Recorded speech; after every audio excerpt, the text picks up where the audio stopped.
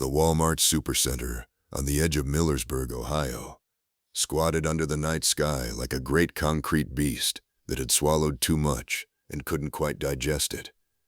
Ethan Harper needed the money more than he feared the hours.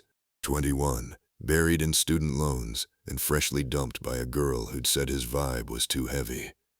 The overnight stocking position paid $14.50 an hour, plus a $1.50 differential for the graveyard shift. He told himself it was temporary.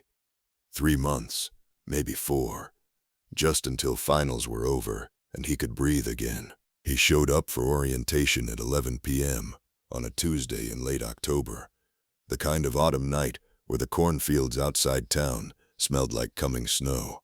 The manager, a doughy man named Dale with a mustache that looked borrowed from 1987, handed him a scanner, a vest 2 sizes too big, and a map of the store that unfolded like a road atlas. "Stay out of the back after 2, Dale said, not quite meeting Ethan's eyes.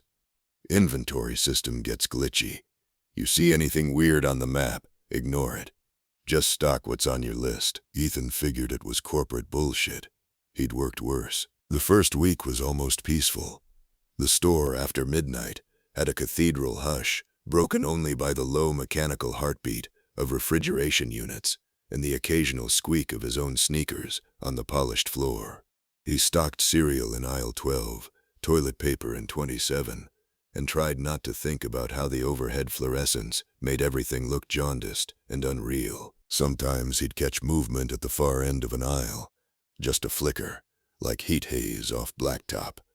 He blamed the long hours and the 2 Red Bulls he kept in his locker. Then came the night the map changed. It was a little after 1:30. Ethan was pushing a U-boat cart loaded with boxes of off-brand mac and cheese down what should have been aisle 19, household cleaners, when the scanner beeped an error. No such location. He frowned, pulled out the crumpled paper map Dale had given him. Aisle 19 was right there in black ink. But when he looked up, the overhead sign was missing. Where the bright blue placard should have hung, there was only a stretch of empty ceiling grid and a single dead fluorescent tube swinging gently. Though there was no draft, he walked forward anyway. The air grew colder, the way it does when you open a freezer door in summer. The shelves on his left were stocked with bottles whose labels he didn't recognize, brands like Zesto and Sparkle Clean, fonts straight out of his childhood. He reached for one. The plastic felt greasy, old. The expiration date stamped on the bottom read 0997. Ethan's scanner chirped again. This time it displayed a single line. Asterisk aisle 19, discontinued. He backed out fast. When he checked the map a second time, aisle 19 was gone. Just white space between 18 and 20, as if the printer had skipped it. He told himself he was tired, hallucinating from the graveyard shift and the way the store smelled like floor wax and broken dreams. He finished his shift, clocked out at 6:30, and slept like the dead in his shitty off-campus apartment until 3 in the afternoon. The next night it got worse. He was in sporting goods, shelving boxes of .22 shells, when he heard the wheels of another cart. Not the heavy rolling thunder of the overnight crew. This was lighter, older, the soft rattle of metal wheels that needed oil, the kind they used to have when he was a kid and his mom dragged him here on Saturday mornings. A woman stepped around the end cap. She wore a denim jacket with shoulder pads and stone-washed jeans, her hair teased up in a way that screamed 1989. She smelled faintly of Aquanet and cigarettes. She smiled at him the way old neighbors do when they remember your name. "Ethan Harper," she said warmly. "Lord, you've grown. Still living out on Maple Lane, number 142? His stomach folded in on itself. He hadn't lived on Maple Lane since he was 12, when his dad lost the house and they moved into the trailer park outside town. Nobody here knew that address. He'd never told anyone at Walmart. "I'm sorry, ma'am. Can I help you find something?" She tilted her head. Her eyes were too dark, like the sockets had been dug out and filled with old water. "I need more of that lemon pledge, the aerosol kind. They stopped making the good one after the plant in Akron closed. But you know where it is, don't you, honey? Back in the place that ain't on the map no more. Ethan's mouth went dry. He glanced at her cart.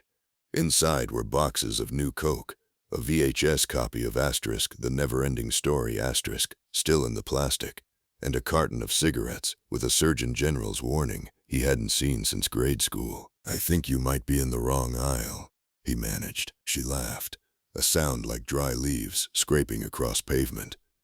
"We all are, sugar. After midnight, anyway. You tell your daddy I said hello when you see him. He still owe me that $20 from the church picnic." Then she turned and walked away, wheels rattling, and the overhead lights flickered like they were trying to remember her name. Ethan stood there until his legs shook. When he finally moved, he found the map in his pocket had changed again. A new aisle had appeared, handwritten in ballpoint ink that bled through the paper. Asterisk aisle 13B, memories. He didn't go near it, but the store wouldn't let him ignore it. Night after night, the anomalies multiplied. Customers in members-only jackets and acid-washed denim drifted through the frozen foods section, asking for Jolt Cola and Crystal Pepsi. A little boy in a Ghostbusters t-shirt stood in the toy aisle crying because the new He-Man figures didn't look right. When Ethan tried to help him, the kid looked up with ancient, exhausted eyes and whispered, "You're not supposed to be here yet, Ethan. You still got time." They all knew his name. They all knew the trailer park address. They knew his mother's maiden name and the scar on his left knee from when he fell off his bike in 2009. They asked about his dead dog, Buster. They asked if he'd ever forgiven his father for the night he drove drunk into the telephone pole. Ethan started bringing a pocket knife. He started checking the map obsessively. Sometimes entire sections of the store simply weren't there. Whole wings of the building replaced by blank white space on the paper, as if reality had been redacted. If he walked far enough into those missing places, the air grew thick and the fluorescent lights dimmed to a sickly amber. He could hear children laughing somewhere far away, and the wet sound of something breathing that wasn't human. One night, around 3 a.m., he found aisle 13B. It didn't look like the rest of the store. The floor was old linoleum, cracked and yellowed.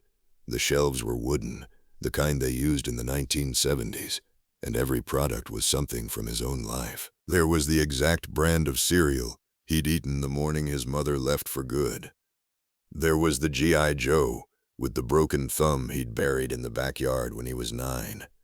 There was a single can of his father's favorite beer, still cold, condensation beating on the aluminum. At the far end of the aisle stood Dale. Except it wasn't Dale.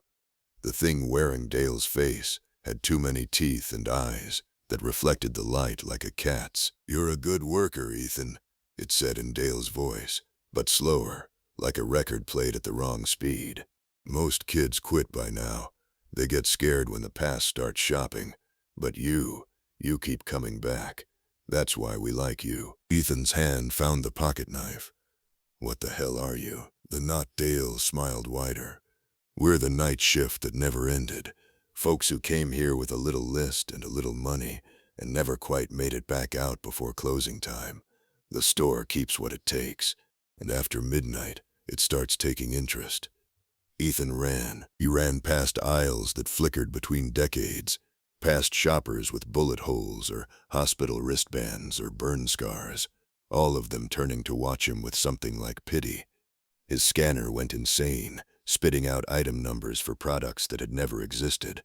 The automatic doors at the front of the store refused to open. They just slid halfway and shuddered, like something on the other side was pushing back. He woke up the next afternoon in his car in the parking lot. Keys still in the ignition, engine running. His vest smelled like old cigarette smoke and Aquanet. On the passenger seat lay the map. Every aisle was gone now except one, drawn in fresh red ink that hadn't been there before. Aisle 1. Exit. Ethan stared at it for a long time. Then he crumpled the map, started the car, and drove away from the supercenter without looking back. He never went back for his last paycheck. Sometimes, Late at night, when he's studying in his apartment, he hears the soft rattle of shopping cart wheels in the hallway outside his door. And sometimes, when he checks the news, he sees stories about overnight employees at that same Walmart found dead in the stockroom. Heart attacks, they say.